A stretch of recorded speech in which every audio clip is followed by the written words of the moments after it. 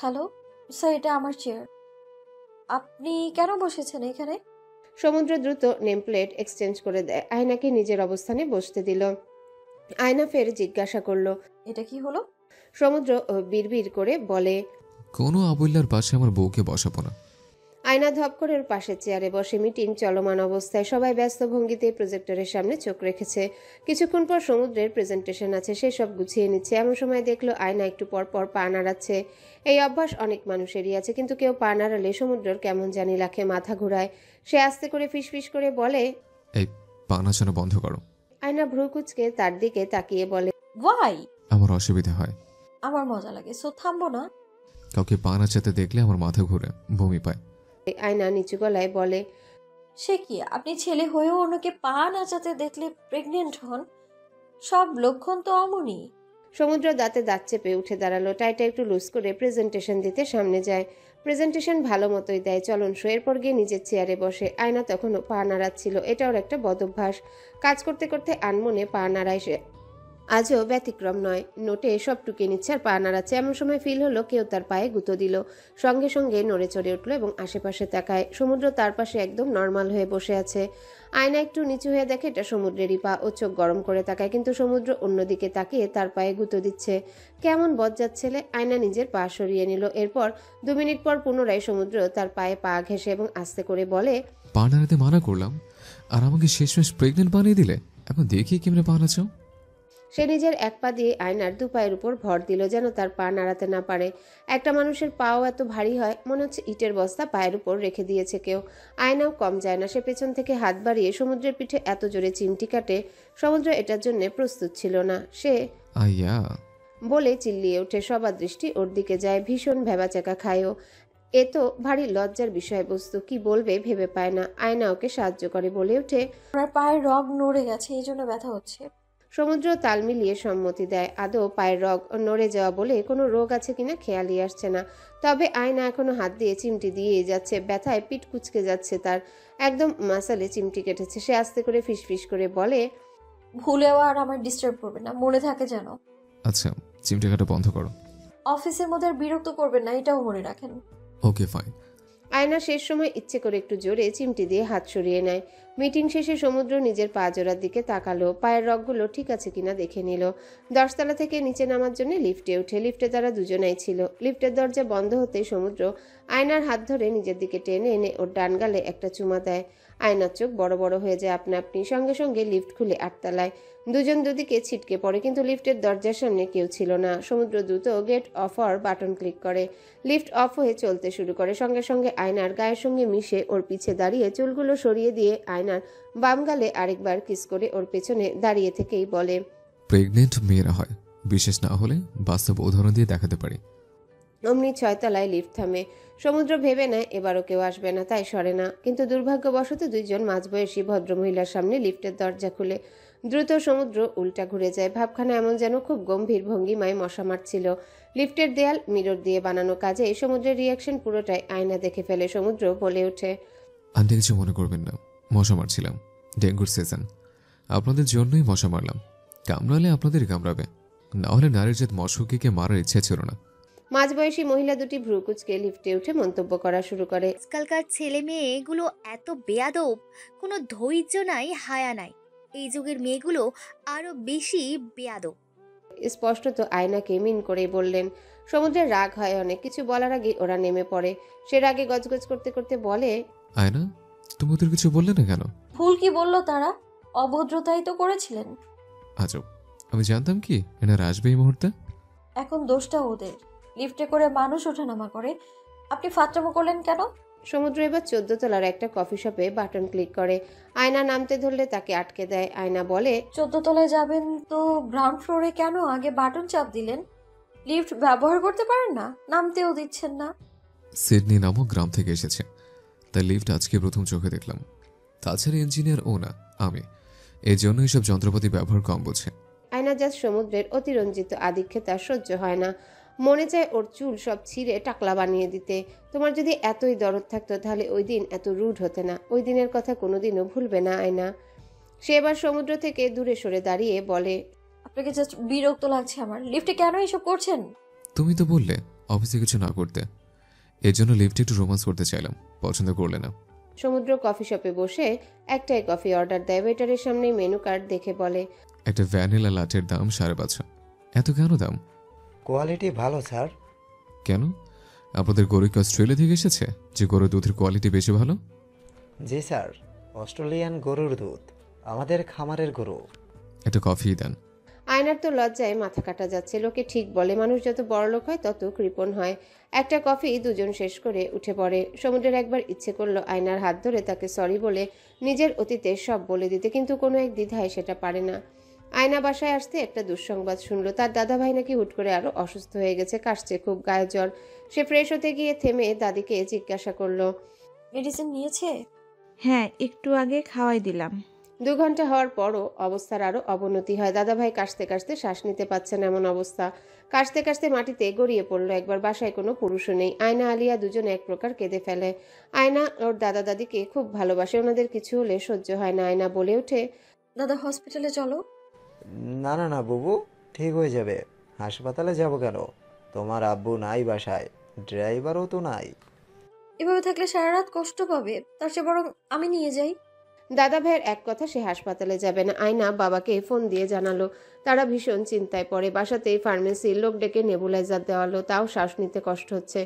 রাত হয়ে গেছে, কিভাবে কি করবে বুঝতে পারছে না। উবার কল দিচ্ছে, উবারও আসে না। দাদা ভাইও যাবে না বলে দিয়েছে। বাসায় কোনো পুরুষ নাই।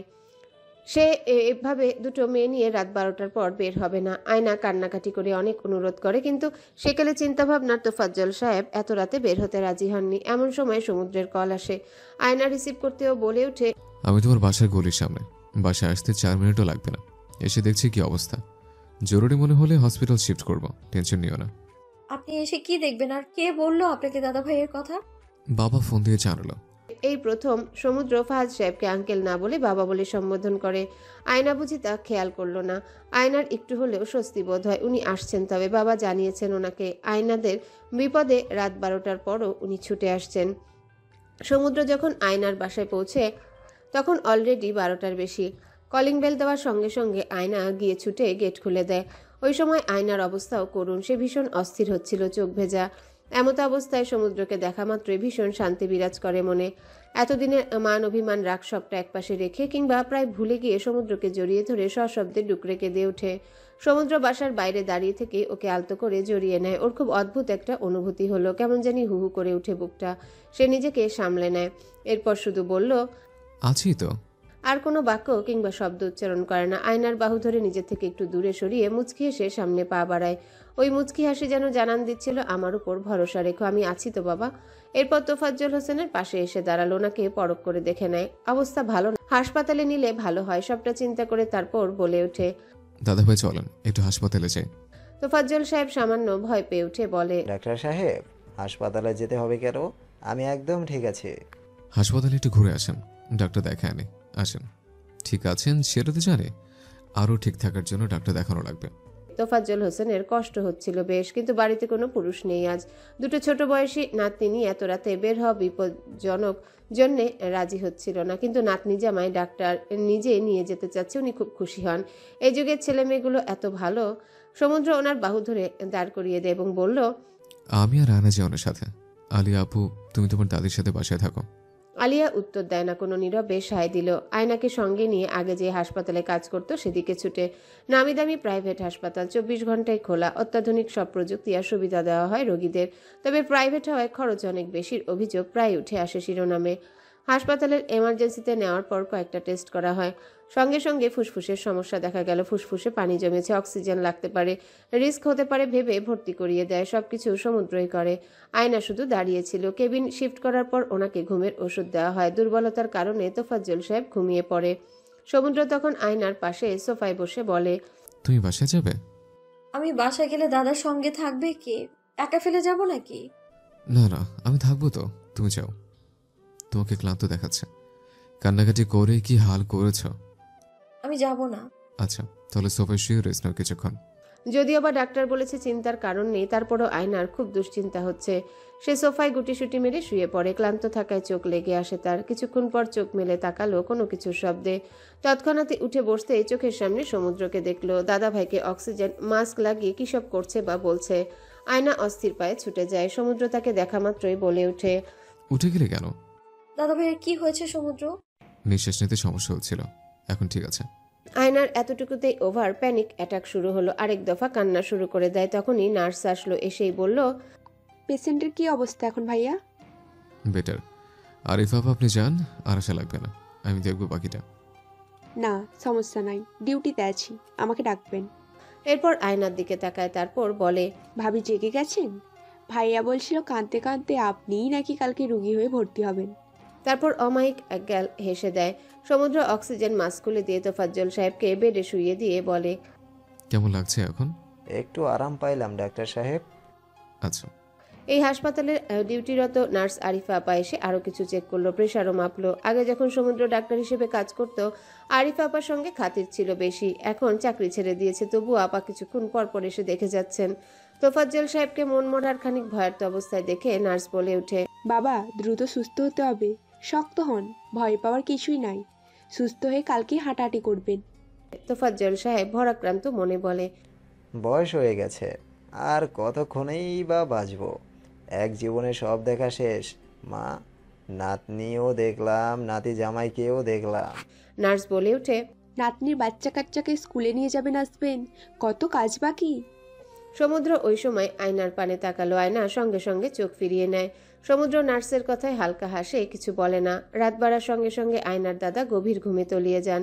তখন সমুদ্র ক্যান্টিন থেকে খাবার অর্ডার দেয়। খাবার আসলে জোর করে আয়নাকে বসিয়ে নিজে ওর পাশে বসে বলে, নাহলে কালকে তোমাকেও ভর্তি করাতে হবে। খেতে ইচ্ছে করছে না। সমুদ্র ওর কোনো বারণ শুনে না। ভাতের প্ল্যাটারটা তুলে নিয়ে ভাতের সঙ্গে তরকারি মাখিয়ে বলে, হা করো, খাইয়ে দিচ্ছি। আয়না মুখ ঘুরিয়ে নেয়। ও অপর হাত দিয়ে থুতনিতে রেখে তার দিকে মুখটা এগিয়ে এনে বলে, আমি সেকেন্ড কোনো পেশেন্ট হ্যান্ডেল করতে পারবো না, চুপচাপ খেয়ে নাও। শেষের কথায় ধমকের আভাস পায় আয়না। এরপর এক প্রকার জোর করে খাইয়ে দেয় ওকে। সমুদ্র বলতে থাকে, রোগীর সঙ্গে যারা আসে ওদের নিজের খাওয়া ঠিক রাখতে হয়, একটু বেশি খাওয়া দরকার, এনার্জি বেশি লাগে। না খেলে এনার্জি পাবে কই? তাহলে আপনি খাচ্ছেন না কেন? সমুদ্র হালকা হেসে উত্তর দেয়। আমার কথা আমাকেই ফাঁসাও। আয়না পুনরায় বলে, আপনিও খান, নাহলে আমিও আর খাবো না। সমুদ্র উপায় না পেয়ে প্লেট থেকে এক লোকমা তুলে নিজের মুখে নেয়। এরপর আয়নাকে আবারও খাইয়ে দেয়। তারপর বলে ওঠে, কোথায় যেন শুনেছে জুটা খেলে ভালোবাসা বাড়ে। আয়না কাঠ গলায় বলে, আপনার ভালোবাসা বাড়বে না। তোমার সাথে ঝগড়া করাটাই আমার জীবনের সবচেয়ে বড় ভুল ছিল। আয়না উঠে যেতে ধরছিল, সঙ্গে সঙ্গে হ্যাচকা টানে সমুদ্র ওকে বসিয়ে দিয়ে বলে ওঠে, কপাল ভালো তোমার যে আমার ধৈর্য শক্তি অসীম। ছোট থেকে সবাই বলে আমার নাকি ধৈর্য অনেক, এখন বুঝতেছি তোমার সামলানো লাগবে সারা জীবন, এর জন্য এত ধৈর্য দিছে আল্লাহ তাআলা। আয়নাকে কিছু বলার সুযোগ দিল না। মুখে এক লোকমা ভাত পুড়ে দেয়। এরপর থেমে থেমে বলে, আমাকে রোবট বলো? নিজে কি মেয়ে? মেয়ে, তোর মনটা পুরোপুরি যেন মন। আয়নার ততক্ষণে খাওয়া শেষে ভ্রু কুচকে বলে ওঠে, এই মন আবার কি? ইলেকট্রিক্যাল মন। তোমার মধ্যে আদৌ মায়াদৌ আছে? থাকলে এতক্ষণে আমাকে ক্ষমা করে দিতে। ইলেকট্রিক্যাল মন যার, তার মনে মহব্বত ইশক থাকবে, এটা আশা করাই তো ভুল। ইলেকট্রিক্যাল মনে থাকবে কিছু সার্কিট আর লাল নীল তার, তা আবার ছেঁড়া তার। এর জন্য দয়াময় কিচ্ছুটি নেই তোমার মধ্যে। আয়না ভ্রু কুচকে বসে রইল। একটা মানুষ এত আজাইরা কথা কিভাবে বলতে পারে? হতভম্ব হয়ে যায় সে। ইলেকট্রিক্যাল মন বলেও কিছু আছে জানা ছিল না। তার মন কি আসলে ইলেকট্রিক্যাল মন? পরের দিন ইকো টেস্টে ধরা পড়ল তোফাজ্জল হোসেনের হার্টে পানি জমেছে। সমুদ্র নিজে যেহেতু ভবিষ্যতে কার্ডিওলজি নিয়ে স্টাডি করার পরিকল্পনা করছে, সে সুবাদে হাসপাতালের বড় বড় কার্ডিওলজিস্টদের সঙ্গে সখ্যতা আছে। তাছাড়াও এখানকার সবাই খুব ভালো সাপোর্টিভ। সমুদ্র একাই ডাক্তারের সঙ্গে পরামর্শ করে সিদ্ধান্ত নিল দুপুরে ওটিতে নিতে। ফাহাদ সাহেব আসতে চাচ্ছেন, তবে ওনার আসতে সন্ধ্যা হয়ে যাবে। সমুদ্র নিশ্চয়তা দিয়ে বলে সে যেহেতু আছে অসুবিধা নেই। তবুও ওটির আগ মুহূর্তে শায়লা চৌধুরী আসলেন। আব্বু আম্মু আসতে চাইছিল, সমুদ্র মানা করেছে। বাবা নিজেও হার্টের পেশেন্ট, রিং পড়াতে হয়েছে। আরেক ওটি পেশেন্ট দেখে এক্সট্রা টেনশন দেওয়ার মানে হয় না। এমনিতেই আব্বু আম্মু সরল সাদাসিধা নরম মনের, দুজনেই পরে ভয় পাবে, অতিরিক্ত চিন্তা করবে। আগে পরিবার নিয়ে এত ভাবতো না, বিয়ের পর থেকে ফ্যামিলি নিয়ে অনেক ভাবা শুরু করেছে। ইনফ্যাক্ট আলিয়া ছোট জন্যে ওকে আসতেই দেয়নি। ওদের দাদির নাকি অস্থিরতায় প্রেশার বেড়ে গেছে, দুজনাই বাসায় আছে। এখানে এসে আরও অসুস্থ হওয়ার মানে হয় না। তার উপর প্রাইভেট হসপিটালের কিছু নিয়ম আছে। পেশেন্টের সঙ্গে বড় জোর 2-3 জন অ্যালাউ করে, রাতে মাত্র একজন পারবে পেশেন্টের সঙ্গে থাকতে। সে গিয়ে শায়লা আন্টির সাথে কিছু কথা বলল, ওটি করে সিসিইউতে নেওয়া হয়। সেখানে কেউ অ্যালাউ না, কাজে সবাই যে যার বাসায় ফিরে যাওয়ার সিদ্ধান্ত নেয়। কিন্তু সমুদ্রের অফিসে যেতে হবে, না গেলে হচ্ছে না, খুবই জরুরি কাজ আছে। তখন শায়লা আন্টি বলে, আমি আয়নাকে নিয়ে যাচ্ছি, তুমি অফিসের কাজ সেরে নিজে বাসায় গিয়ে লম্বা ঘুম দিবে। কি ক্লান্ত লাগছে তোমাকে, বাসায় গিয়ে সোজা ঘুম দিবে, না হলে আমি কিন্তু অনেক বকা দিব। সমুদ্র হালকা হাসলো। আয়না একবার সমুদ্রের দিকে তাকায়। আসলে গতকাল রাতে সে নিজে সোফায় ঘুমিয়ে যায়, কিন্তু সমুদ্র চেয়ারে বসে রাত কাটিয়ে দিয়েছে। আয়নার ভীষণ অনুতপ্ত বোধ হলো। পুরা রাত তার ঘুমানো ঠিক হয় না। তার দাদা অসুস্থ, সে জেগে সেবা করবে, কিন্তু উল্টা হলো, সমুদ্রই রাত জাগলো। তবে আয়না ক্লান্ত সুরে বলে, আমি একা যেতে পারবো, বাসায় সমস্যা হবে না। সমুদ্র সঙ্গে সঙ্গে বলে, না না, একা যাওয়া যাবে না, তাহলে আমি নামিয়ে দিই অফিসে, লেট হবে একটু, অসুবিধা নেই। শায়লা চৌধুরী তখন আয়নাকে উদ্দেশ্য করে বলে, তোমার স্বামী তোমাকে একা ছাড়বে না, ওকে আর চাপ দিও না, অলরেডি ও ক্লান্ত। তার চেয়ে বরং আমার সঙ্গে আসো, আমি এমনিতেও তোমাদের বাসায় যাব, দুজন একসাথেই যাই, আসো। আয়না সমুদ্রের দিকে এক পল দৃষ্টি নিক্ষেপ করে। ও তার উত্তরের অপেক্ষায় আছে। আয়না মানা করলে নিশ্চয়ই ওকে ড্রাইভ করে নিয়ে যাবে, ওকে আর কষ্ট দিতে চায় না, তাই রাজি হয়ে যায়। যদিও একদম ইচ্ছা ছিল না শায়লার সঙ্গে যাওয়ার, কিন্তু মহিলা তার বাসায় কেন যেতে চায়। গাড়িতে ওঠার সময় শায়লা আন্টি আয়নার সঙ্গে গাড়ির পেছনে বসে, ড্রাইভার ড্রাইভিং করছেন। শায়লা চৌধুরী বলে, তোমার দাদা ঠিক আছে, ওই বিষয় নিয়ে আর ভাবতে হবে না, আব্বু সন্ধ্যার মধ্যে চলে আসবে। আয়না কিছু বলেন। এরপর হুট করে শায়লা চৌধুরী ওর মাথায় চুলে হাত বুলাতে থাকে, যে আয়নার তেমন একটা পছন্দ হলো না। সে বলে ওঠে, সমুদ্র, তোমাকে নিয়ে বেশ কনসার্ন দেখছি, তোমার স্বামী তোমার জন্য অনেক করেছে, হুম। স্বামীর ভাগ্য ভালো তোমার। আয়না জবাব দেয় না। খানিক পরে শায়লা চৌধুরী বলে, জানো মেয়েদের জীবনে কোন দুটি জিনিসে বেশি নজর লাগে, জানো কি? না তো। স্বামী ভাগ্য আর চুলে। স্বামী বেশি ভালোবাসলে ঢোল পিটায় বেড়াবে না, আর চুল সুন্দর হলে প্রদর্শন করবে না, বুঝেছো? এ দুটিতে নজর লাগে খুব তাড়াতাড়ি। শায়লা চৌধুরীর কথায় গুরুত্ব দেওয়ার প্রয়োজন বোধ করে না সে। বাসায় এসে সে আরও বিরক্ত হলো। শায়লা চৌধুরী এমন ব্যবহার করছেন যেন এটা তার বাসা। দাদির প্রেশার বেড়েছে জন্য তেঁতুল কিনে এনে তেঁতুলের শরবত বানিয়ে খাওয়ালেন। আলিয়ান নাকি মাথা ব্যথা, ওকে কোথা থেকে একটা মাথা ব্যথার বাম এনে দিলেন। এরপর রান্নাঘরে রান্না বসালেন। এসব আদিক্ষেতা দেখে বেশ আহত হয় আয়না। বাবা ঠিকই ওনাকে জানিয়েছে কখন ফিরবে, কিন্তু তাকে বলেনি কিছু। এখন থেকে নিশ্চয়ই এসব তার দ্বিতীয় স্ত্রীকে জানিয়েই করবেন। অবশ্য তাদের জানিয়ে আজ পর্যন্ত কিছুই করেনি। শায়লা চৌধুরী রাতের রান্না সন্ধ্যার জন্য নাস্তা করলেন। ওদের ফুপা ফুপু এসেছে, ওনারা আর আলিয়া খেয়ে নেয়, কিন্তু আয়না কিছুই মুখে দেয় না। ওনার সামনে সশব্দে রুমের দরজা লাগিয়ে দেয় রুমের। রাতে ফাহাদ সাহেব ফিরলেন। উনি নাকি এয়ারপোর্ট থেকে সোজা হাসপাতালে যান। সমুদ্রের রেফারেন্সে সিসিইউতে অল্প সময়ের জন্য অ্যালাউ করেছে। বাবা ভালো আছে দেখে এসেছেন। বাসায় এসে রাতের খাবার খেয়ে নেন। শায়লা চৌধুরীকে নিজের বাসায় দেখে সামান্য হতভম্ব হলো। আয়ু কি কোনো সিনক্রিট করেছে? বাসার পরিবেশ দেখে মনে হচ্ছে না। তার বোনের সঙ্গে বেশ সুন্দর মতো গল্প করছে শায়লা। সত্য কথা বলতে শায়লাকে বাসায় দেখে সে ভড়কে গেছে। ও যেমন মহিলা, আসার তো কথা নয় বাসায়। ভদ্রতা রক্ষার্থে এসেছে মনে হয়। সে ছোট করে দম ফেলে আয়নাকে ডাক দিল। ও নাকি খায়নি দুপুরের পর থেকে। আয়না রুম ছেড়ে বেরিয়ে এসে বাবার সামনে দাঁড়ায়। ফাহাদ সাহেব বলে, তুমি রাতে খাওনি মা? আসো খেতে বসো, না খেয়ে থাকলে তোমার প্রেশার লো হয়ে যাবে। আয়না এতক্ষণে মুখ খুলে। আসলে সে বাবা ছাড়া আর কারো উপর রাগ জেদ দেখায় না, ইদানিং আরেকজনের উপর দেখাচ্ছে। সে বলে ওঠে, তোমার দ্বিতীয় স্ত্রীর হাতের রান্না আমি মুখেও দিব না। এটা কেমন কথা?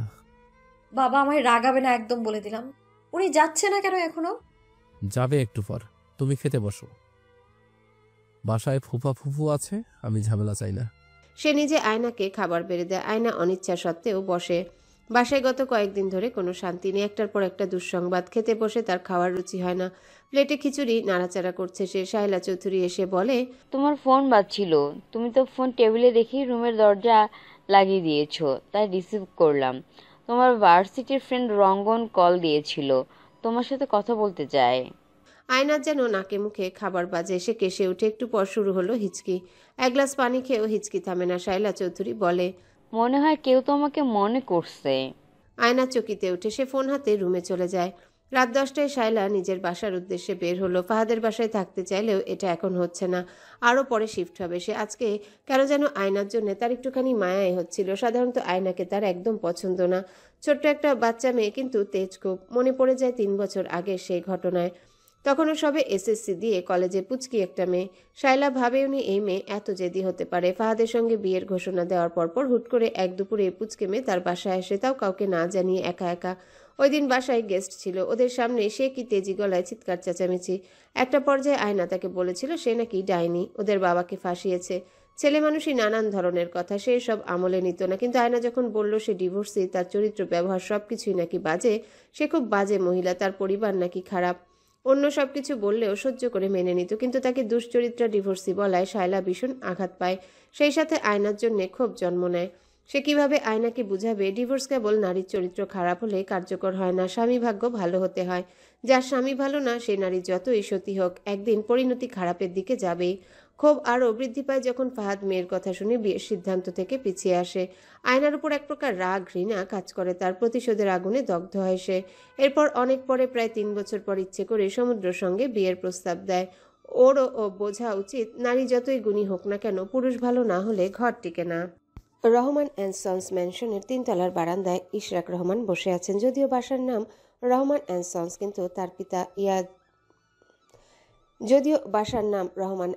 কিন্তু তার পিতা ইমতিয়াজ রহমানের একটাই ছেলে, এমনকি ইশরাক রহমানেরও একটাই ছেলে। তবুও বাড়ির নাম রহমান অ্যান্ড সন্স কেন রাখা হয়েছে এ এক আজব কারবার। এমনকি তাদের বিজনেস গ্রুপেরও নামও এটাই। তার বাবার রেখে দেওয়া নাম অনুসরণ করে এই বছরের পর বছর চলছে, নাম পরিবর্তন হয়নি। আজকের রাতটা খুব সুন্দর, পূর্ণিমা আজ। আকাশে এক ফালি চাঁদের দেখা মিলেছে। বারান্দায় হুহু করে বাতাস বইছে, দূর থেকে হাসনাহেনা গাছের ফুলগুলো সুবাস নাকে আসছে। রোদেলার ছাদে ঝুলিয়ে রাখা উইন্ডচার্মের বাতাসে সুর তুলে টুংটাং আওয়াজও ভেসে আসছে। বসুন্ধরায় রাত হলে মনে হয় নির্জন কোনো গ্রাম, কেবল প্রাইভেট কার চলে। দূর দূরান্তে কোনো দোকানপাট নেই, তবে মশার উপদ্রব খুব। এজন্য রোদেলা গ্রিল আর বারান্দার নেটের জাল দিয়েছে যেন মশা না ঢুকে। এমন সময় পিছন থেকে মিসেস রোদেলা এসে ডাক দিল, আবেগ, চা দিব? ইশরাক রহমান হালকা হেসে বলে, না না সমুদ্রের আম্মু, তুমি এসে বসো, কিছু কথা আছে। মিসেস রোদেলা বারান্দায় সাজানো চেয়ার টেনে আবেগের সামনাসামনি বসলেন। বাসার প্রতিটা কোণা খুব যত্ন করে সাজানো। রোদেলা খুব শৌখিন মানুষ, তাদের ড্রয়িং ডাইনিং বারান্দা খুব সুন্দর করে সাজানো।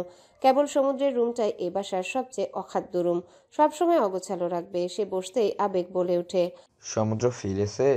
হ্যাঁ, একটু আগে এলো, খেয়েই ঘুমাতে গেছে। ওর সাথে কোনো কথা আছে? তাহলে ডাক দিব? না, ভাবছি ওদের 2 ভাই বোনের নামে সব সম্পত্তি বন্টন করে দিব। সব কিছু উইল করে দিয়ে যাই, বলা যায় না ভবিষ্যতে কি হবে। সমুদ্র এখন নিজের সংসার আছে, যে কোনো সময় অন্য কোথাও শিফট হতে চাইতে পারে। আমরা না থাকলে আদৌ সমুদ্র ওর বোনের অধিকার ঠিকমতো দিবে কিনা জানি না। আমার ছেলে এমন না, ওর ঠিক ওর বোনের প্রাপ্ত অধিকার বুঝাই দিবে, পারলে নিজের ভাগের গুলোও দিয়ে দিবে। তবে তোমার যেহেতু ইচ্ছা, তুমি উইল করে যাকে যা দিবে লিখে দিতে পারো। আবেগ কিছুক্ষণ নীরব থেকে বলে ওঠে, সমুদ্রের কাজে এবার আমি স্যাটিসফাইড। ওর বিয়ের অনুষ্ঠান ঘটা করে কবে করতে চাচ্ছে? কিছু বলেনি তো, ওকে আর জোর করব না। ওরা দুজন সময় নিক, তারপর যখন চাই আসবে। বাসার দরজা সব সময় বৌমার জন্য খোলা। আকদের পর ওদের একবারও এ বাসায় দাওয়াত দিলা না। কেমন শাশুড়ি তুমি, একদম জল্লাদ। মিসেস রোদেলা হেসে বলে ওঠে, আমার মতো ইয়ং অ্যান্ড মডার্ন শাশুড়িকে তুমি জল্লাদ বলছো? সমুদ্রের সঙ্গে বের হলে মানুষ বলে আমি ওর বড় বোন। শায়লা কি ওই বাসায় উঠেছে? কি জানি, ওর সাথে যোগাযোগ কম রাখি। আচ্ছা, তুমি এতদিন পর ফাহাদকে কই থেকে খুঁজে বের করলে? আর বলো না, সবটাই কাকতালীয় ব্যাপার। মেঘ তো আমাদের জুনিয়র ছিল, ভার্সিটিতে একই হলে ছিলাম, কিন্তু ভার্সিটির পর যোগাযোগ ছিল না। শুধু জেনেছিলাম মেঘ বিসিএস ক্যাডার হয়ে সরকারি বড় পোস্টে আছে, বিয়ে করেছে, বাচ্চা আছে, এইটুকুই। এরপর শায়লার মাধ্যমে আবার দেখা হলো। আমার অপারেশনের পর তো অফিসে যাওয়া বাদ দিলাম। এক ভাই দাওয়াত দিল, আমাদের সব বিজনেস পার্টনারদের দাওয়াত করলেন উনি। তুমি তো দাওয়াতে যাওনি, কি যেন হলো তোমাদের? সমুদ্র ঝামেলা করছিল। আমি পিউকে নিয়ে গেলাম। ওই দিন দাওয়াতের অনুষ্ঠানে শায়লা মেঘের সঙ্গে আসে। ওরা তার কটা দিন আগেই কোর্ট ম্যারেজ করেছে। এজন্য দাওয়াতে শায়লা তার হাজবেন্ডকে এনেছিল সবার সঙ্গে পরিচয় করানোর জন্য। আমি তো মেঘের ব্যাপারে আগেই জানতাম।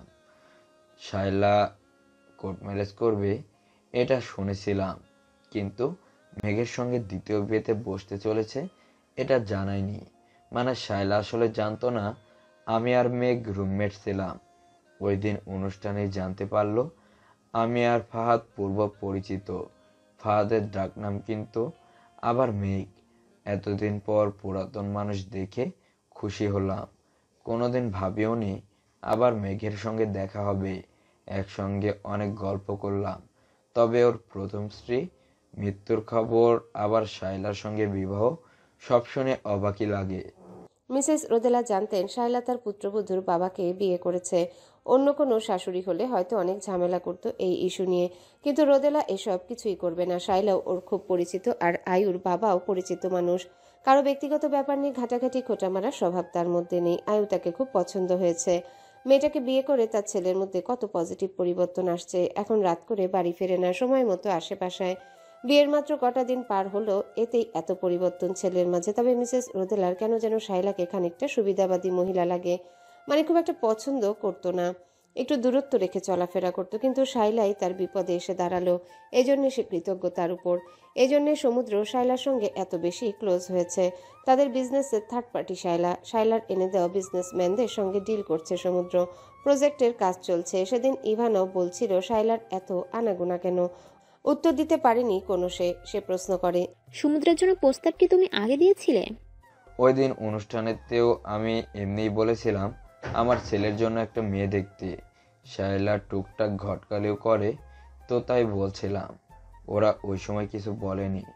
এরপর প্রায় 2 সপ্তাহ পর কি যে হলো, শায়লা কল দিয়ে ওর বাসায় ডাকে। আমি অসুস্থ ছিলাম জন্য ওর বাসায় যেতে চাইনি। পরে ও আর মেঘ আমাদের বাসায় এলো। খেয়াল আছে না? ওই দিন তোমার সামনেই তো প্রস্তাব দিল। মিসেস রোদেলা অতীত দিনগুলো স্মরণ করলো। একদিন হুট করে দুপুরের পর শায়লা আসলো, সঙ্গে ওর হাজবেন্ড। শায়লাকে দ্বিতীয়বার জীবন গুছাতে দেখে রোদেলা খুশি হয়। যখন দেখলো শায়লার হাজবেন্ড আবেগের ভার্সিটি জুনিয়র, তখন তারও বেশি ঘনিষ্ঠতা বেড়ে গেল। ওদের এমন না বলে আসায় রোদেলা কিভাবে আপ্যায়ন করবে এটা ভেবে কুল কিনারা পাচ্ছিল না। ফাহাদ সাহেব প্রথম এসেছেন বাসায়। ভারী আপ্যায়ন না করলে মন খচখচ করবে। সমুদ্র পেয়েও দুজনেই বাসায় ছিল না। পাতিলে যখন পোলাও বসায় তখন আবেগ তাকে এক গুরুত্বপূর্ণ কথা বলার জন্য ডাকলো। ওই দিন মেয়ের বাবাই প্রস্তাব রাখে। আবেগ তো মেয়ের কিছুই আর দেখেনি। ওর ভার্সিটির জুনিয়র রুমমেটের মেয়ে, মানে ওর মেয়ের মতোই, ব্যাস আর কিছু দেখবে না। মিসেস রোদেলা স্বামী যা বলে তাতেই মত দেয়। উনিও আর আপত্তি করেনি। শুধু শায়লা একবার বায়োডাটা জোরপূর্বক দেখালো। মেয়েটা এত মিষ্টি দেখতে, তাও নাকি ইঞ্জিনিয়ারিং পড়ে। তারা সঙ্গে সঙ্গে রাজি হয়ে যায়। সমুদ্র রাজি হলে আগাবে বলে জানায় ফাহাদ সাহেবকে। সেদিনই আয়না সিএসসিতে পড়ে শুনে আবেগী বলে ওদের কোম্পানিতে আইটি বেসড একটা ইন্টার্নশিপের প্রোগ্রাম অর্গানাইজড করা হয়েছে। আয়নাও জয়েন করুক, তাহলে সমুদ্রের সঙ্গে অগ্রিম পরিচয় হবে, জানাশোনা হবে, দুজনেরই সুবিধা হবে। ট্রেনিংটা মেয়েটার ক্যারিয়ারের জন্য ভালো। ফাহাদ রাজি হয় মেয়েকে হবু শ্বশুরের কোম্পানিতে ইন্টার্ন করতে দেওয়ার জন্য। তবে ইন্টার্ন করার আগে কিছু বলেনি আয়নাকে।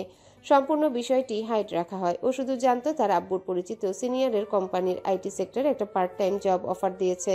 ওনার ছেলের সাথে যে এক প্রকার বিয়ের কথা পাকাপাকি হয়েছে, এটা প্রথমে সমুদ্র আয়না দুজনার কেউই জানতো না। দুই পক্ষই একটা কথা সাফ বলে দিয়েছিল, ছেলে মেয়ে আপত্তি করলে তারা জোর করবে না।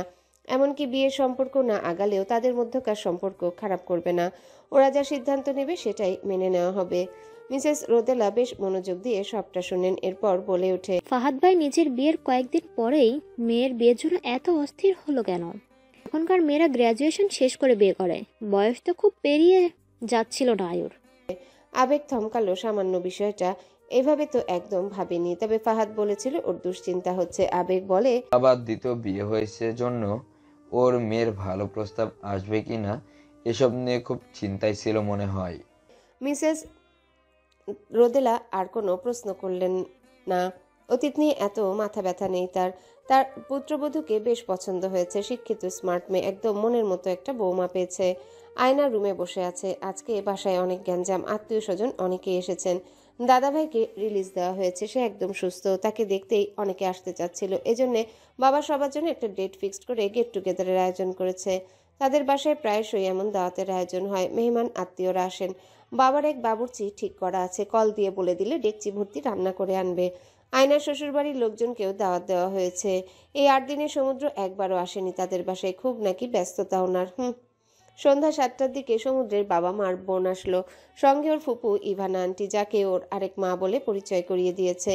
ইভানা আন্টির ছেলেও এসেছে, কিন্তু যা শ্বশুরবাড়ি সেই এসে পৌঁছায়নি। আয়নার এত রাগ উঠে, সে অনেকদিন পর আজ শাড়ি পরেছে। এত অশান্তির পরেও সমুদ্র আসবে ভেবে হালকা সেজেছে, কিন্তু ওনার নাকি ব্যস্ততা, আসতে দেরি হবে, আবার নাও আসতে পারে। আয়নার মন চাচ্ছে ওনার অফিসে গিয়ে সব কাগজপত্র ছিঁড়ে ফেলতে। কাকে ব্যস্ততা দেখায় উনি? আয়নাকে তাকে গোনাই ধরে না। মিসেস রোদেলা সবার সঙ্গে আলাপ করে আয়নার রুমে ঢুকে। আয়না তখন ফোনের স্ক্রিনে চোখ রেখেছে। শাশুড়িকে আসতে দেখে সে ফোন রেখে দিয়ে মুচকি হাসি দেয়। একটু নার্ভাসও লাগে বটে। মিসেস রোদেলা বলে ওঠে, ওয়াও মা, তোমাকে অনেক সুন্দর লাগছে, মাশাল্লাহ। থ্যাংক ইউ আন্টি, আয়নার মুখ দিয়ে মা শব্দটা বের হচ্ছিল না কেন জানি। এতদিন ধরে এই ডাকে কাউকে ডাকেনি। হুট করে মা শব্দটা মুখে আনতেও কষ্ট হচ্ছিল। রোদেলা আচমকা ওর কপালে একটা চুমু খেলো, এরপর সোনার একটা চেন গলায় পরিয়ে দেয় এবং বলল, হ্যালো বন্ধুরা, পরবর্তী পার্ট খুব তাড়াতাড়ি আসবে, তো সবাই অপেক্ষায় থাকো। আর চ্যানেলটি যারা এখনো সাবস্ক্রাইব করোনি তারা পরবর্তী পার্ট দেখার জন্য চ্যানেলটি সাবস্ক্রাইব করে রেখো। ধন্যবাদ সবাইকে, আমাদের সাথেই থেকো।